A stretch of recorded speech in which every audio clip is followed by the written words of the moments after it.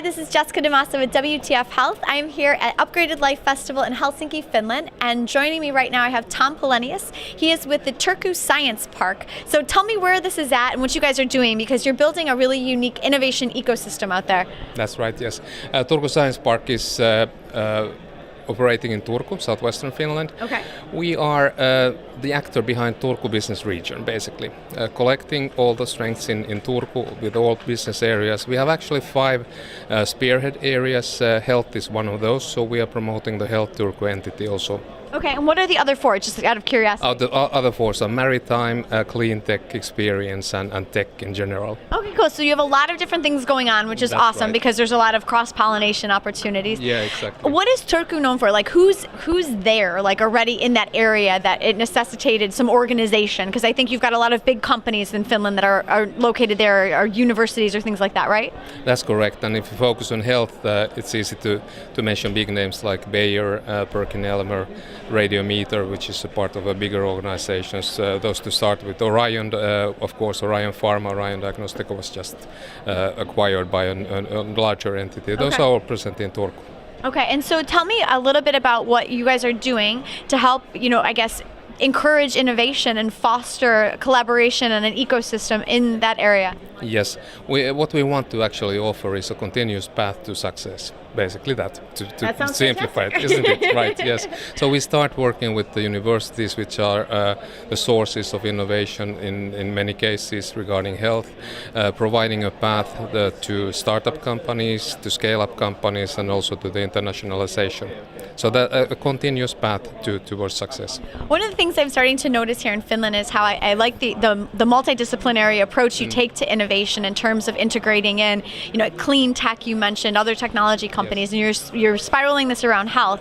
But I'd love to hear, in your area, what are you seeing in terms of the types of startup companies that are emerging out of the Turku Science Center, or the Turku Science Park? Very wide spectrum. Okay. Very wide spectrum. As said, many of those are originating from the universities, where there's a big science behind it. A great science can be 20 years of research behind it. Okay. But what we see a lot is cross-disciplinary solutions, AI, VR coming into the picture as a horizontal tool, and service business, service concepts based on strong know-how.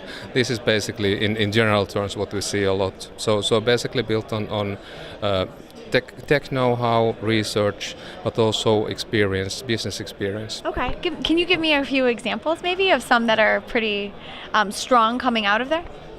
We have a few very, very strong companies. One of them is actually downstairs.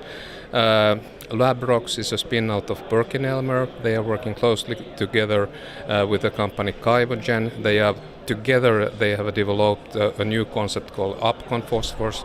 So basically 2 spin-outs from companies combining know-how from university with the new detection technology. So they are providing an instrument, consumables for very sensitive and efficient detection of biomarkers. Very cool. And so, I want to switch back over to the big healthcare players, Yes. like the Bayers of the world. And so how are you helping bring them into the picture here and help kind of, I guess, use all they have to offer in terms of helping foster innovation? Yeah, it's a very good question, actually.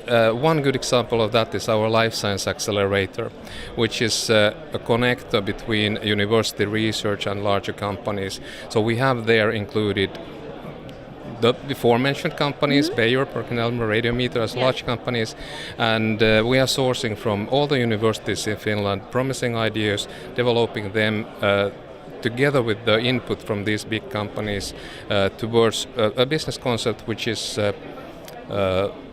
valid for venture capital investments, or interesting enough for industrial partnerships, or maybe even a ready product for a go-to-market strategy. Okay, so you brought up VC investments, so I'm curious too to get your take on this. So I'm going around the world, I'm asking everybody, and I'd love to know, in the US we have a very robust VC climate, and they're very used to making a wide range of investments. So what would you say about the investment atmosphere here in Finland? Do they only support certain types of projects? Are they very broad in what they're looking for? Give me a little bit of a pulse of what's going on from the VC side. Yeah.